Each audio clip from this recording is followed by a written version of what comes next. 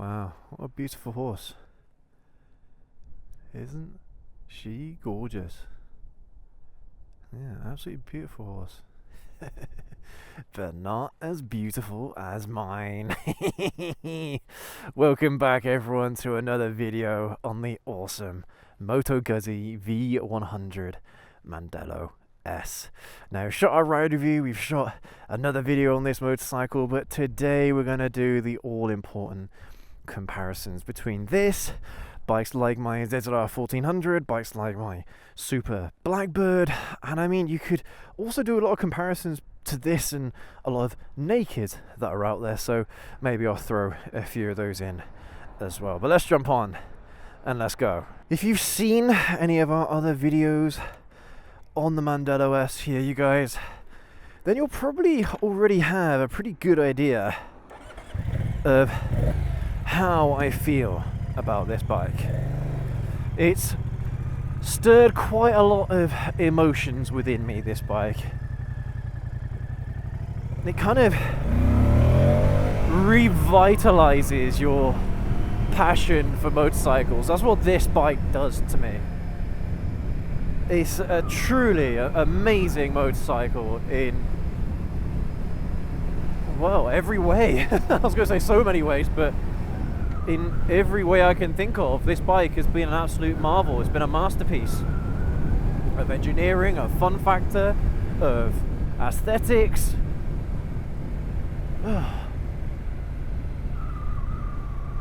Yeah, this bike's got it all, you guys. It genuinely does.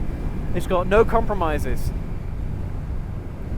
You are paying the price for it, sure, but it's not out of the realms of possibility in comparison to a lot of the other bikes that we're going to be talking about today.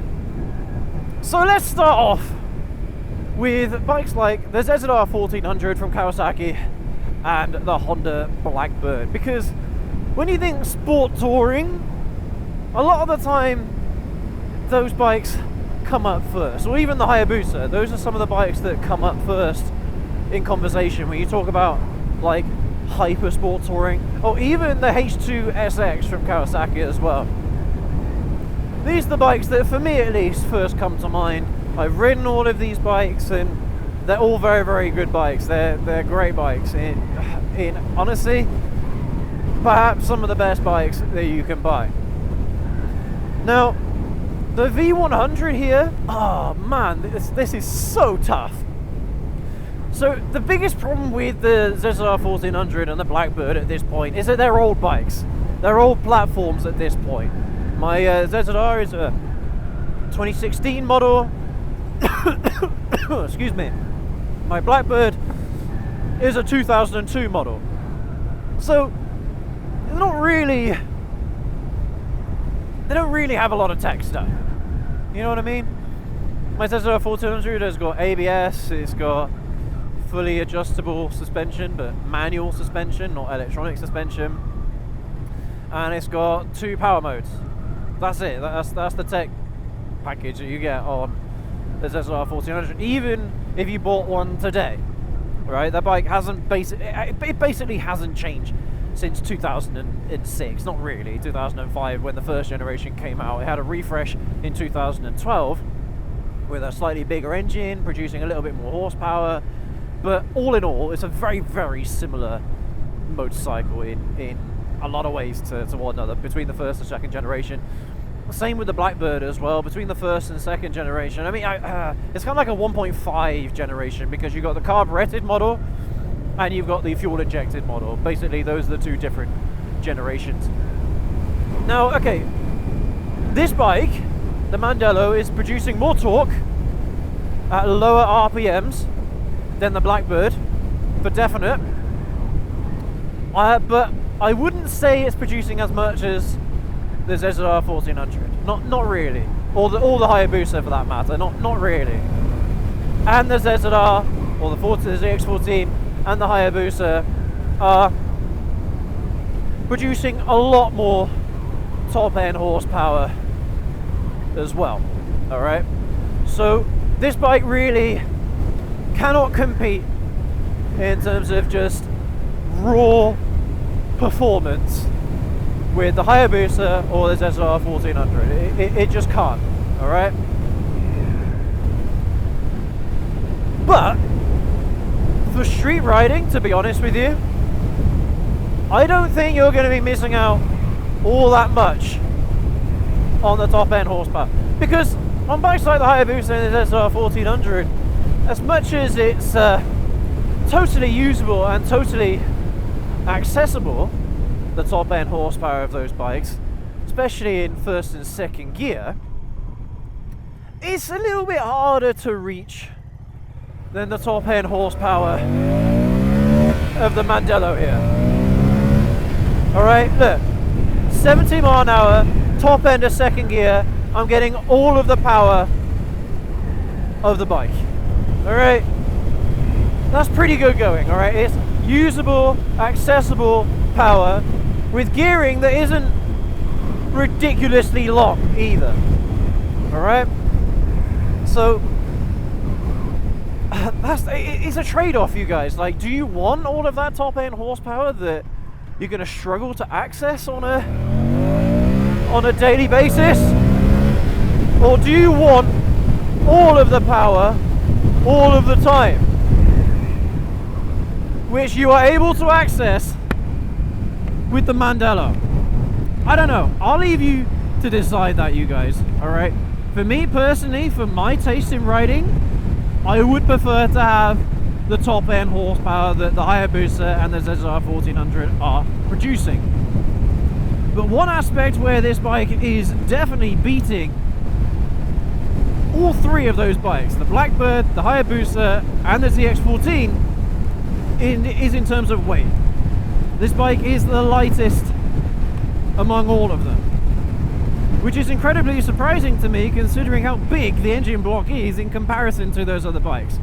Alright, the Hayabusa, the Blackbird and the ZR 1400 have got more displacement. They're bigger engines than this, more displacement. Alright, this has got a 1042, 1040cc V-twin. ZR 1400, it's a 1441cc inline 4, and yet the engine block on this bike is physically larger. So, and even so, this bike feels lighter and nimbler than all of those motorcycles that I just mentioned.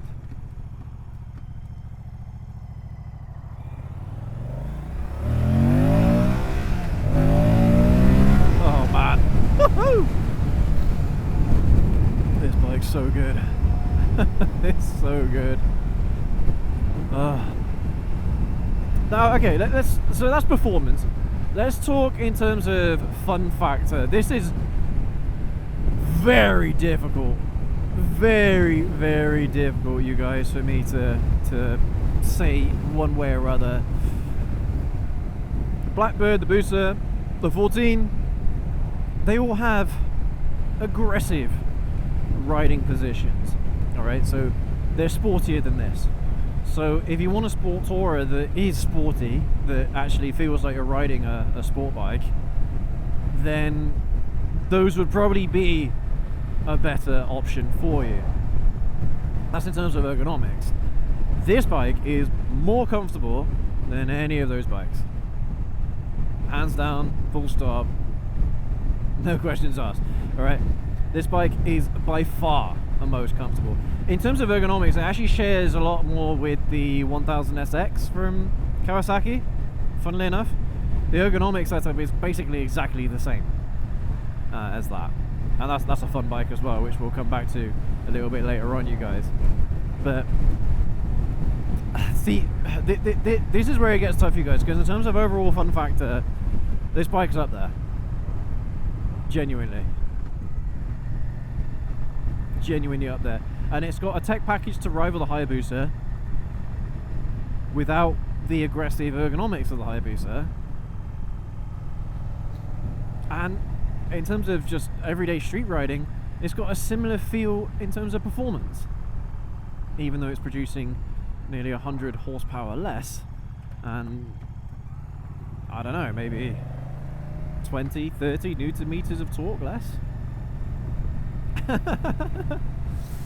But it doesn't feel it. That's the amazing thing about this bike. It doesn't feel like you're missing out on that much at all when you're actually riding it.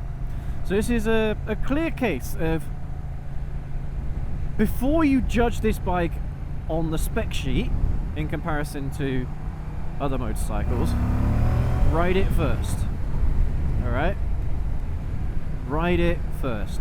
Trust me. You'll understand what I mean. This bike's very, very good. Alright? And to be honest with you, I think I would place it above, right now, all three of those bikes. The Blackbird, the ZR 1400 and the Hayabusa. I would place this above all of them, I think. I want you to turn off, thank you. There are certain finicky bits about the bike. That's a Aprilia's fault though. No, the cruise control isn't that great. But it's got it, which is the main thing.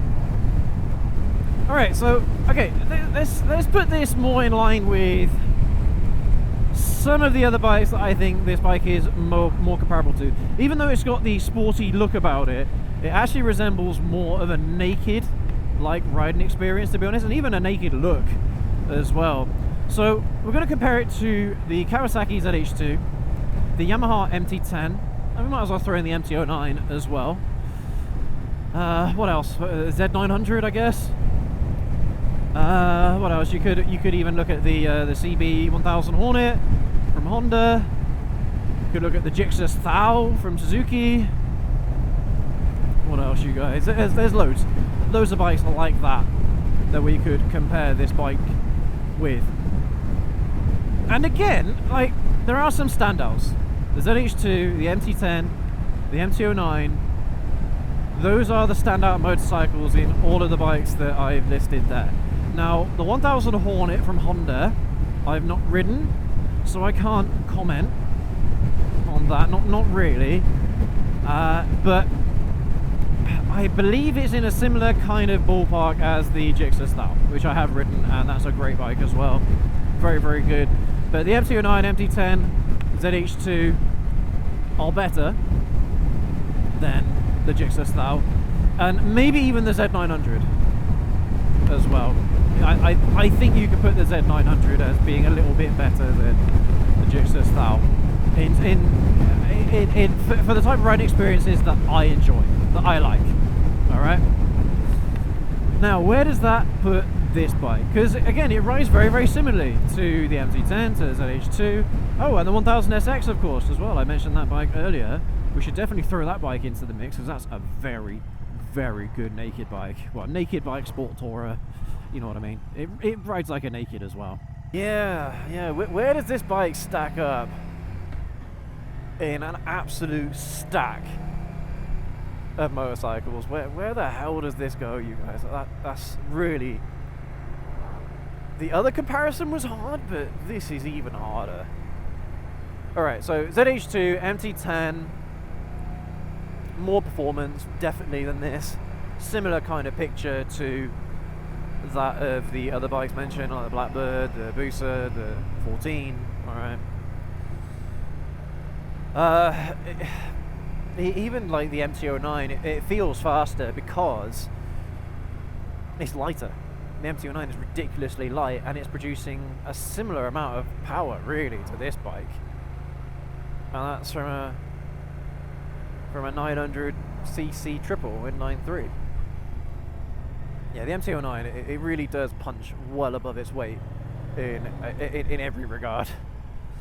So, yeah, so you've got that, a bit of 1000SX as well, man. It's producing more power than this.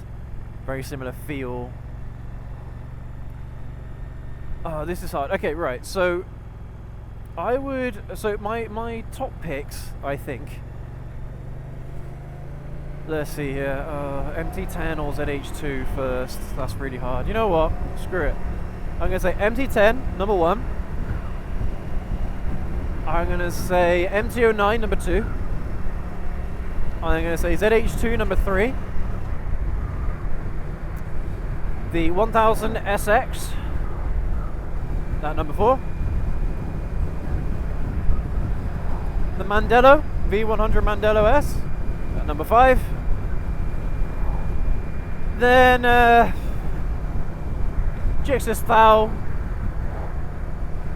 Z900. I could probably swap those around, but yeah, Z900, and then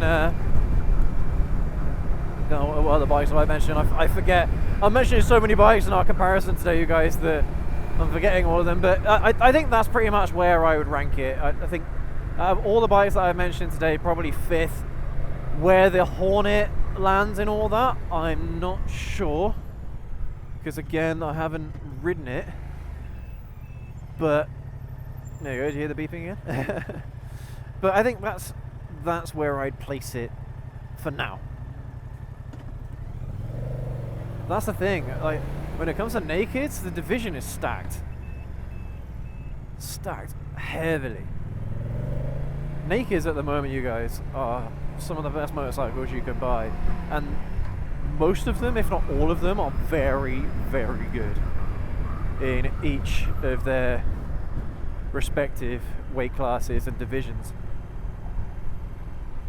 They're all very, very good. I've not ridden a bad naked bike yet. You know what I mean? It's absolutely stacked, you guys. But that's the thing, this bike blurs the lines between sport touring and alright, bikey, alright. Yeah, it blurs the lines between sport touring and naked riding, to be honest with you. Naked bikes. Hooligan-like behaviour, like a naked, but with sporty looks, you know? With a sport touring feel. Very upright, very neutral feel. The thing is, you guys, I mean, yeah, that's in terms of overall riding experience, but this bike as well, in terms of a tech package, is up there as one of the best. You know, it's got to be competing with like the ZH2 SE or the H2 SX SE in terms of overall tech packages, and the fact that you can add on as an extra the adaptive cruise control as well for only a little bit more, like 100, 200 quid. It's quite compelling when you compare that to the likes of the H2 SX, which is a £25,000 motorcycle. And this is nearly 10 grand less, 17k. You know, when you look at it like that, it is quite a compelling purchase when you think about it in that light. I mean, okay, in terms of the H2 SX, that's the one bike I haven't mentioned here, but H2 SX goes below the Hayabusa and below the ZZR 1400, but above the Blackbird for me. And this bike's on top of that list, so it doesn't really affect the comparison too much, you guys. But there are lots of motorcycles out there that you could compare this to, because it does blur the lines quite a lot. Even like adventure bikes, you could even look at some adventure tourers as well. This bike is better than any adventure tourer I think I've ever ridden, hands down. I honestly don't think that there's any contest there whatsoever. God, brakes are good on this bike. Brembo calipers, very, very good.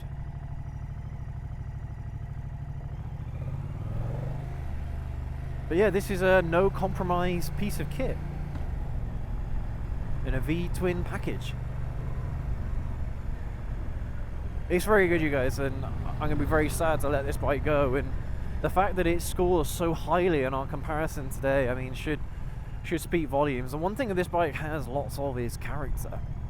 But yeah, you guys, this bike, honestly, with the performance, with the look, with the character, it trumps a lot of motorcycles out there, even bikes like the H2 lineup from Kawasaki, which, again, they have a lot of character as well, but because they're very refined, it's not the same kind of character as this, to be honest with you. But man, it's a great bike, truly a great bike, and I think it's worth every penny, especially when you compare it to the competition. In terms of bang for buck, now this is where it gets interesting for me, because bang for buck, I'd have to say this bike really isn't that competitive in terms of bang for buck. Like, I think it's worth the money, but bikes like the 1000 SX from Kawasaki, I think, oh, I've gone the wrong way, I think have a better bang for buck than this bike. A very similar riding experience, very similar performance, with missing out on some of the tech package, sure, but at the same time, there is the 1100 SX and the 1000 SX, there is an uprated model as well, which I think has got some rated components to it. The best bang for buck for me is it's got to be the 1000 SX. If you're looking for this kind of like riding experience, the 1000 SX has got to be, for me, my top pick in terms of bang for buck, if this kind of riding experience is what you're looking for. Unfortunately, bikes like the MT10, the ZH2 are very expensive, more expensive than this in some cases, depending on the tech package that you get. So as much as those are better bikes than this, bang for buck, I think this is actually better. Yeah, which is quite surprising considering how expensive this motorcycle is. But it's very good, you guys. It's very good. There aren't that many bikes really that beat this bike in terms of riding experience. Not really. I love it. I love it. Not gonna lie, I think this is a motorcycle I'm gonna have to look at buying at some point, genuinely. Like there are loads of bikes that I review that I think that's a really good bike, but I don't think I would buy one. Although I would understand if anyone did, you know, I'd get it. And I'd appreciate that. But this is one of those few bikes where I actually think I could do with one of these. Anyway, you guys, I hope you've enjoyed this little comparison today. And, well, were you surprised as I was? Let me know down in the comment section below. I hope that I've been able to translate the feel of this bike with all the videos that we've shot on it, because it's quite difficult to describe the character of a motorcycle, the feel of a motorcycle. It's very easy to talk about performance and stuff like that, but it's very difficult to discuss and describe how a motorcycle makes you feel, you know, what emotions it stirs up inside you. Does it pull at your heartstrings, you know? So I tried to come up with as many kind of examples as I possibly can, like to kind of give you guys a rough idea of the feeling that it gives you when you ride it. It's quite a difficult thing to do, but I hope that it's come across in today's video, you guys. And I mean, unfortunately, as with every Moto Guzzi bike I've test ridden, I don't want to give this bike back whatsoever, but I think I will be back for it one day. Anyway, you guys, thank you ever so much for joining us on our ride out today on fantastic V100 Mandello S from Moto Guzzi. I hope you've enjoyed it, and I hope you found our videos on it informative. If you have, don't forget to leave that like, hit that subscribe button and that notification bell down there. And you never know, you guys, I might take this bike out again at some point. Well, I don't know, maybe. We'll see. We'll see. So make sure you hit that notification bell so you don't miss it. But thanks again, everyone. You take care. You ride safe. We'll catch you all in the next video. Have a good one.